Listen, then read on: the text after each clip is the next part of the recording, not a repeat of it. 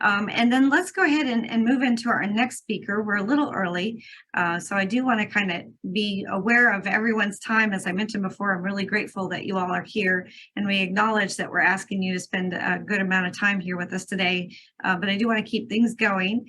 Our next speaker is going to be Leslie Draper, and she's going to take what Joanne has talked a bit about. She's talking about the basic, the building blocks of a 401k, but Leslie's going to talk to us specifically about common plan mistakes, things that we see most often with a plan, and ways that we can step in and help you fix it.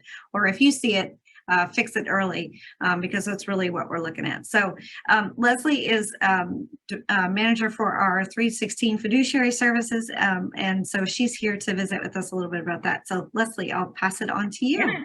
Well, thanks, Elke. Welcome, everybody. As Elke said, I am Leslie Draper. I'm the 316 manager here at the Fiduciary Studio. We are part of Definiti, and I'm going to go ahead and share my screen. I will be talking about common plan mistakes and how to fix them. So bear with me here while I get it pulled up. And I believe you can see my screen. Elke's given me the nod, so I'm just going to jump right in here. So I'll go ahead and go over the list of the most common plan mistakes that we see. Really, the first thing that we see is the plan document is not updated to reflect the law changes. So has your plan gone through the cycle through restatement? Failure to follow the plan terms. So are you following, what is outlined in your adoption agreement? Your compensation, your eligibility, do you have a match? What about your profit sharing? Your vesting schedule, your distributions, all things that fall within the provisions of the plan document. Another common mistake is not using the definition of compensation correctly. Employer matching contribution errors. Is your matching formula allocated correctly to your participants? Are they receiving the correct match? Not satisfying your non-discrimination test, your ADP and ACP. Not notifying all eligible employees to give them the opportunity to make deferrals. So what is your eligibility? Are you allowing those who are eligibility into the plan? Not complying with the 402G for elective and excess distributions. So one thing I wanted to touch base on here, for those who might not be aware, the 402G excess deferral, that failure occurs when an employee's total elective deferral amount exceeds the annual limit for the retirement plans in a calendar year. And I know Joanne touched base on those limits, but just to kind of reiterate, so for 2022, an employee can defer up to $20,500, and if they're over 50, they can do an additional catch-up amount of $6,500.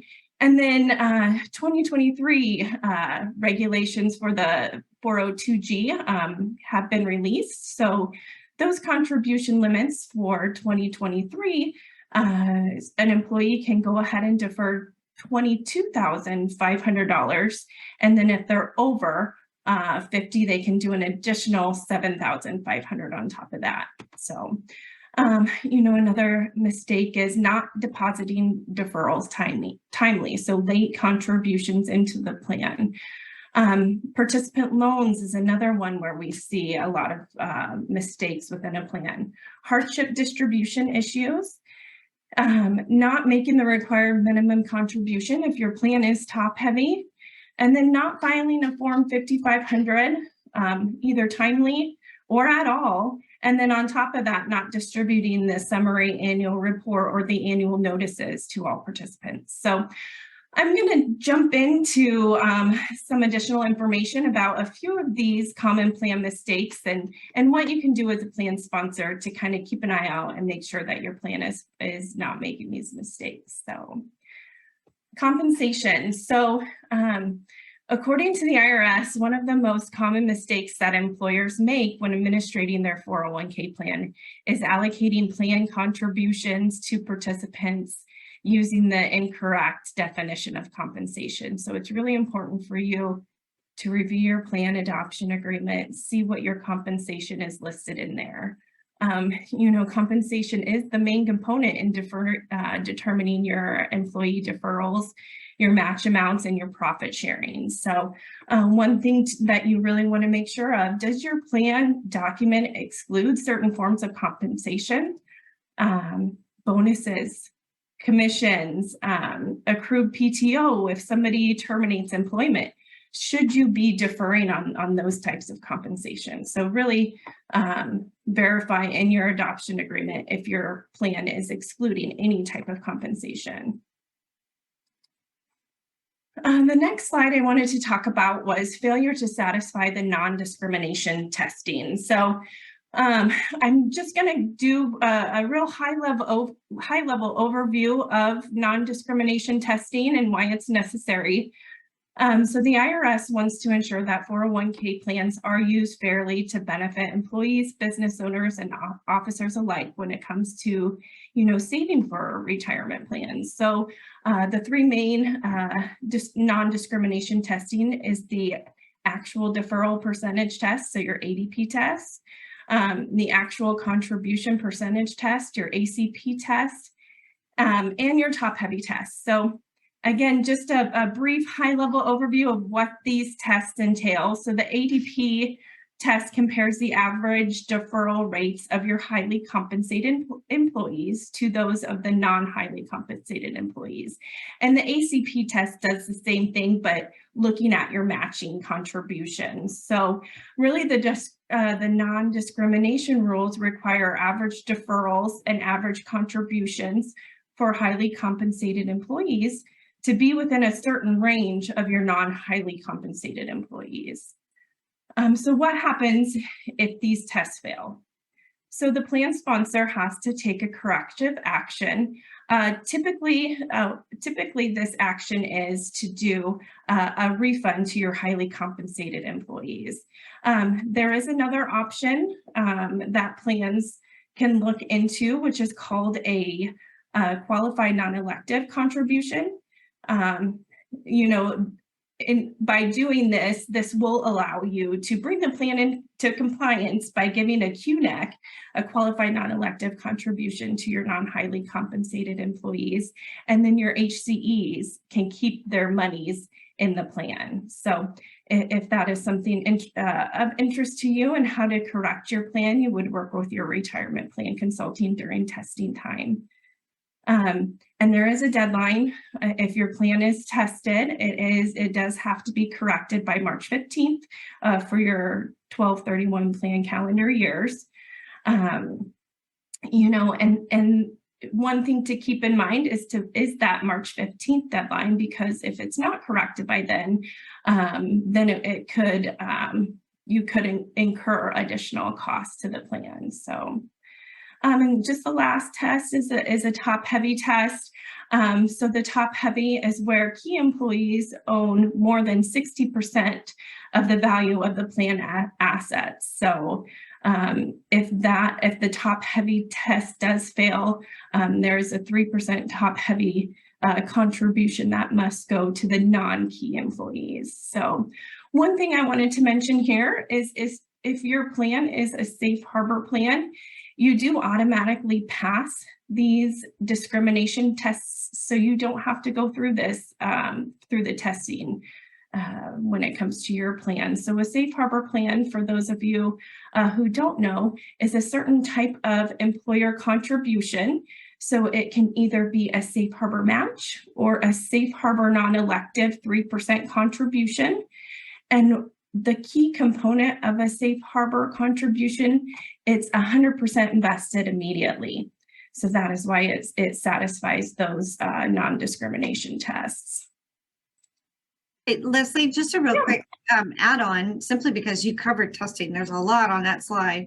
We're also going to have another session later this week talking really extensively about all the different kinds of. Yeah, so just so everybody knows, there is additional resources available. Sorry, I won't do that often. I'll back off now. No, that's okay. Thank you, Elkie. And like I said, that was a very high level overview. So we can spend many hours talking about compliance testing. So thanks for mentioning that, Elkie, that we will have an additional slides on that later in the week. So another, common mistake is, not allowing your newly eligible employees to participate in the plan. So really, you want to make sure, when are your new employees eligible to start deferring into the plan? They do need to be notified of the opportunity to enroll in the plan. They need to receive the enrollment materials, and those enrollment materials need to also include, the required notices, your participant fee disclosure, your QDIA, and a copy of the summary plan description, the SPD. And really, a common error that we do see, and we assist a lot of plan sponsors with, is missed deferral opportunity calculations. So to avoid these missed deferral opportunities, it's really important to understand the eligibility requirements in your plan. Do you have an hours tied to your eligibility? Is it 1 year service with 1,000 hours? How are you tracking those hours to make sure that everybody reaches those 1,000 hours? So just really be aware of the eligibility and when your newly eligible participants should enter into the plan. Late deposits is another common mistake that we see. So the DOL does require employers to deposit deferrals to the record keeper as soon as possible. If you do have late deposits, that will result in additional contribution to compensate those participants for lost investment gains. And there is a Form 5330 that has to be filed with the IRS to pay an excise tax on those. So really, to avoid making this mistake, you should coordinate, internally, or if you're using a payroll provider, make sure that you're coordinating your efforts to submit at the earliest date possible, and that you also establish some written procedures around your deposits to ensure that they're timely. Loans and hardships withdrawals. So this is an optional provision within your plan. A plan does not have to allow for loans or hardships, but if you do, you certainly want to make sure that the loan is meeting several of the, there's several criteria that it has to meet in order to prevent the loan from being treated as a taxable distribution to the participant. So there does have to be, a legal agreement that the participant is indicating that they are taking out this loan and they're going to go ahead and follow the repayment schedule. The key part of this is to understand your loan policy. So you should be able to review your loan policy, understand, the workings of your loans. As Joanne indicated in her presentation, does your loan policy allow for more than one loan? What is the interest rate? Generally, we see prime +1, but that is something that is indicated in your loan policy. Do you allow for refinance? That's another key component of your loan policy. And then you do have the option to allow for a participant to extend their loan if they're going to purchase a primary residence. Otherwise, the loan maximum amount they can take it out for is 5 years. So you'll really, if you do offer loans, want to make sure that you're confirming that those loan payments are set up in your payroll system and that you're following the amortization schedule. Hardships is another type of optional withdrawal that you can allow in your plan. A plan sponsor needs to understand how a hardship withdrawal works. So as the plan sponsor, it really falls on you to determine if the hardship request qualifies under the regulations for a hardship. So there's only certain types of hardships that qualify for a participant to request a hardship distribution. I'll just touch base on those briefly here and go through those reasons, but medical care expenses, purchase of a primary residence, tuition, to prevent eviction or foreclosure, funeral expenses, certain expenses to repair your principal residence, and natural disasters is another one. So really, the plan has the obligation to also obtain documentation that supports that hardship and also supports the amount of the hardship that a participant is requesting. So the Form 5500, a common mistake that we see is not filing a 5500 return in a timely manner or at all. For a 12/31 plan calendar end, the deadline is July 31st.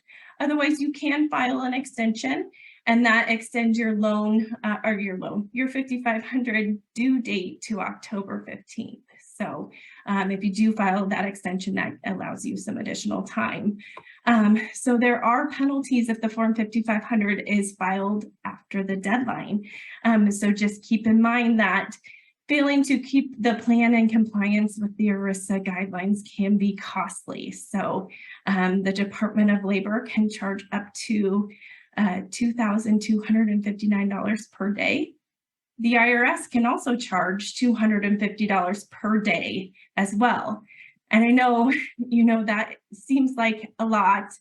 Fortunately, there is a program called the Delinquent Filer Voluntary Correction Program, so DFVCP, that a plan can go to that will substantially reduce these fees. So if you do file late, there is a program that can help you with the cost of that. And just the last thing that I really wanted to touch base on, and that we see commonly, is the distributions of notices. So there are several notices that need to go to participants throughout the year. You do have your summary annual report, which is related to the 5500. Now that's due 2 months after the 5500 filing deadline. If you extend your 5500 to October 15th, you do have the extension of the delivery of the SAR summary annual report to December 15th. But on top of that, there's also annual participant notices that have to go out on a yearly basis. And these notices have to go out by December 1st. So you have your participant fee disclosure, your QDIA notice, that is your qualified default investment alternative notice. If you're a safe harbor plan, there's a safe harbor notice that has to be delivered by December 1st, as well as if you have automatic enrollment in your plan, that has to go out by December 1st. So plan sponsors were surveyed, and 82% of plan sponsors say that fiduciary matters are important, yet more than 1/3 of plan sponsors don't know that they are considered a fiduciary. So who is a fiduciary? The DOL states the plan must have at least one fiduciary named in the written plan or through a process described in the plan as having control over the plan's operation. Thus, it's really important to note that plan sponsors are always considered fiduciaries, regardless of other named fiduciaries in the plan document or anyone they hire to help with the fiduciary responsibilities. However, plan sponsors can still mitigate their responsibilities. So this is where the Fiduciary Studio 316 fiduciary services can help. So plans that may benefit from our 316 services, a plan sponsor may experience any or all of these concerns that they have. If your company has limited staff and you need help monitoring those activities, such as, payroll, notices, eligibility, enrollment. If you're newer to the world of retirement plans and you want to bring in some additional expertise, maybe you just started your 401k plan and you need somebody who has that expertise and experience to help you along the way. If you're concerned with the volume of compliance responsibilities and fiduciary risk and liability, you have high employee turnover rates. So you have a lot of distributions that you're having to approve. A lot of loans from the plan. You have participants always wanting to take loans. Maybe you've failed your compliance test in the past, or you have submitted a corrective filing to the Department of Labor for any issues that you've come across. So how the Fiduciary Studio can help and what 316 services we provide. So, oops, sorry about that. So we are named as the 316 administrator in the plan document. So we're really sitting side by side with you as a co-fiduciary for your plan. We're really here to take off a lot of those administrative day-to-day tasks that, it can be taking up a lot of your time or can put the plan in risk. So we are named as the 316 administrator in your plan document. As 316, we will distribute all required annual notices and your summary annual report directly to your participants. We generally like to use email addresses if you have email addresses on file. Otherwise, we can do hard copy mailings as well. The Fiduciary Studio with our 316 services can determine your eligibility dates. So we'll calculate your eligibility for you. We'll notify all your newly eligible employees that they're eligible to participate in the plan. And on top of that, we'll also deliver all of the required notices along with the enrollment material directly to those eligible employees. And of course, we'll notify you as the employer of who we calculate as eligible for the plan. If your plan offers automatic enrollment, or also has automatic enrollment and automatic increase, we can assist in tracking that for you, letting you know who we show needs to be auto-enrolled in the plan. Or if you do have the automatic increase, we can assist with communicating directly with you who needs to be increased and when they should be increased. We monitor the timeliness of plan amendments and restatements. We'll also monitor forfeitures annually, making sure if you do have forfeitures that you are using them, either to offset your expenses, to offset any employer contributions, or to allocate to the participants in your plan. We'll review vesting and we'll ensure your compliance testing is complete. We also monitor timeliness of payroll submissions and your employer contribution funding. So on a per payroll basis, we are going out there to make sure that you are submitting your contributions timely to the record keeper. If we see that one is late or missing, that is really a red flag to us, and we'll make sure to reach out to notify you to let you know that we do show one is late or missing. We also monitor loans to make sure that they're in compliance as far as payments are being made timely, that there's no loans that are close to default, and those payments are being made. In addition to the, reviewing the payroll submissions to make sure they're timely, we do offer a service to upload your payroll contributions directly to the record keeper. So if that's something that you're looking to offload from your plate, we can take that over as 316. And the last thing I wanted to touch base on was review all distributions. And when I say all distributions, that includes, a terminated distribution, in-service, loans, hardships. So as 316, we do verify that the hardship qualifies, and we also work with the participant to make sure that the proper documentation is received. Another distribution that we are heavily involved in is a quadro. And so I'm not sure how many of you have had to go through reviewing a quadro. So that's a qualified domestic relation order. If your participant does go through a divorce proceeding, we take that over from start to finish to make sure that that domestic relation order does qualify. And then we work with your record keeper to make sure that those assets are split according to that order.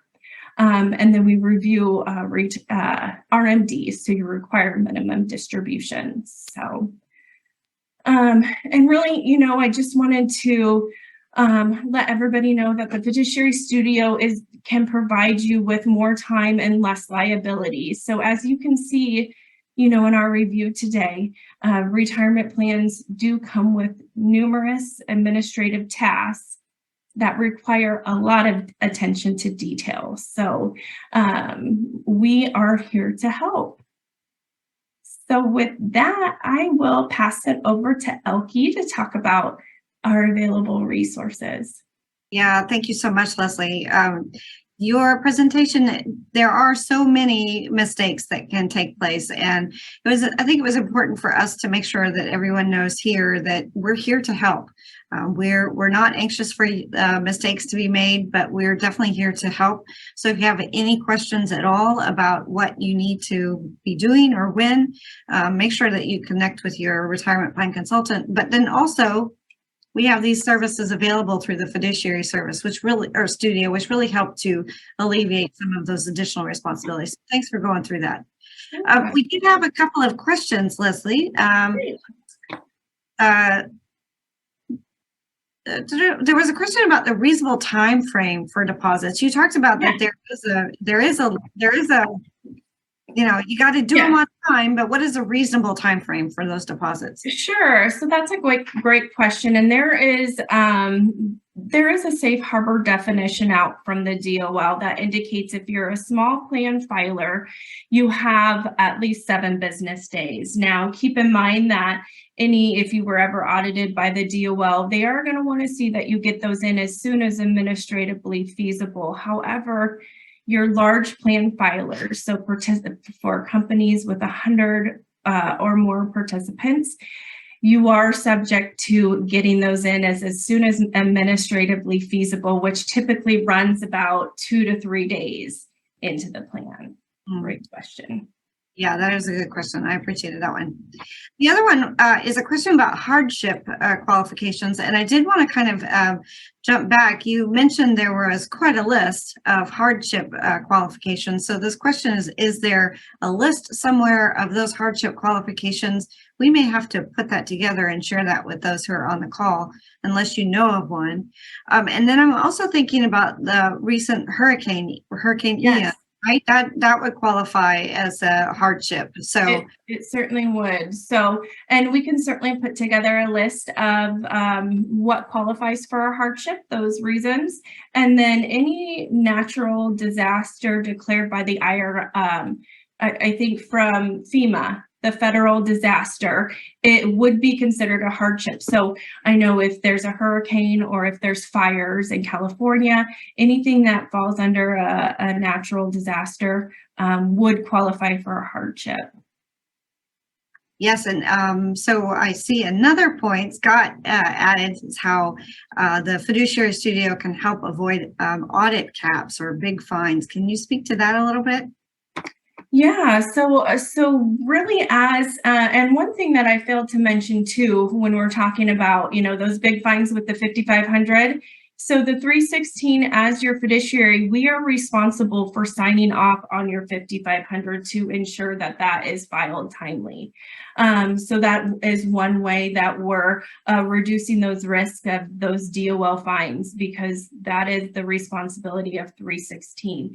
The monitoring of your payroll timeliness. So you're not getting to the end of the year and discovering all these deposits have been late. You're keeping up with those throughout the year. Now, you might have a small correction that needs to be done at that time that we flag it. However, it's going to be minimal compared to if you find those late deposits when you're doing your audit, let's say for the 2022 plan year, and it's now we're into several months later. So and really just the other thing that I wanted to touch base on too when it comes to that was just making sure that you're, if we do take over your payroll upload, we're submitting those timely as well.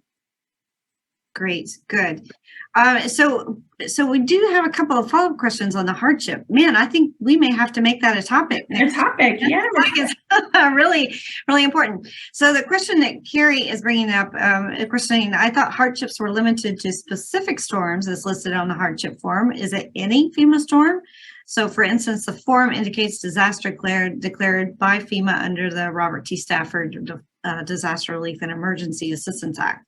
If that's something that you can answer to, great, or we can follow up after you've had a chance to look that up a little bit. Do you have a reference? Do you know?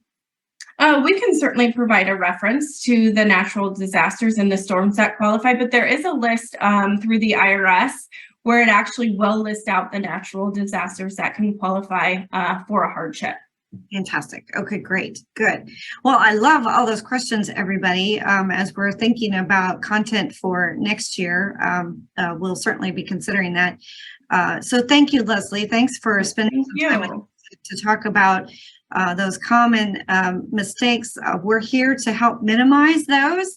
That's why we're here. You guys have other jobs that you are doing on a daily basis. And so we're really here just to make sure that we're helping you in as many ways that we can. And so I wanted to make sure Leslie had a chance to talk a little bit about how the Fiduciary Studio can help. So thank you, Leslie. Thank you. I did want to, if the Metro team can go back, there were a few resources that I wanted to just kind of make sure we talked about. One of them was, of course, the session replay. We also have two other pieces that might be helpful for you. One of them is roles and responsibilities relative to what happens when you add a 316 fiduciary like the Fiduciary Studio. It would illustrate the kinds of things that you as plan sponsor would be responsible for, and then what are the things that the Fiduciary Studio as 316 administrator, what are they going to pick up for you? So that's a helpful resource to give you an idea about some of those things. And then also we recently published an article on the benefits of a 316 administrator. Obviously, we're big advocates of it. We believe very firmly that this is a resource that is valuable, which is why we make it available. If it's something that you want to talk further about, please be sure to mention it to your retirement plan consultant, and we will talk further about how we can help you with 316 fiduciary services and ultimately help you avoid some of the most common plan mistakes, just to keep you in compliance a lot more regularly. So special thanks to Leslie so much for doing that today.